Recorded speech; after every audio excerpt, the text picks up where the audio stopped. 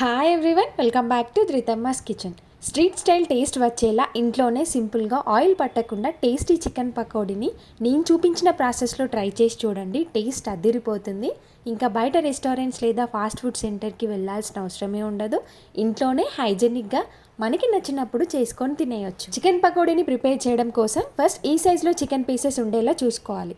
Next కారం, ధనియాల powder, పసుపు, garam masala, 2 table spoon cornflour and అలాగే 3 టేబుల్ స్పూన్ బియ్యం పిండి, చికెన్ మసాలా పౌడర్, టేస్ట్కి సరిపోయేంత ఉప్పు, అల్లంని వేసి మసాలా అంతా చికెన్కి పట్టించాలి. నెక్స్ట్ ఆయిల్ ఇంకా కొన్ని వాటర్ని యాడ్ చేసి కలుపుకోవాలి. చూడండి, ముక్కకి ఈ మాత్రం పిండి ఉంటే సరిపోతుంది. మ్యారినేట్ కోసం 1 అవర్ ఫ్రిడ్జ్లో పెట్టేసుకోవాలి. నెక్స్ట్ ఆయిల్ హీట్ అయ్యాక ఇలా మ్యారినేట్ అయిన చికెన్ పీసెస్ని ఒక్కొక్కటిగా ఆయిల్లో వేసుకొని డీప్ ఫ్రై చేసుకోవాలి. కొంచెం కాలడానికి టైం పడుతుంది, బట్ ఆల్రెడీ నానబెట్టేసుకున్న చికెన్ కాబట్టి ఈజీగా ఉడికిపోతుంది. మంటని లో ఫ్లేమ్లో పెట్టి మాత్రమే డీప్ ఫ్రై చేసుకోవాలి. ఇంకా చికెన్ పకోడీతో పాటు మిర్చి, జీడిపప్పు, కరివేపాకు ఇలా ఫ్రై చేసుకొని పకోడీలో వేసుకోవాలి.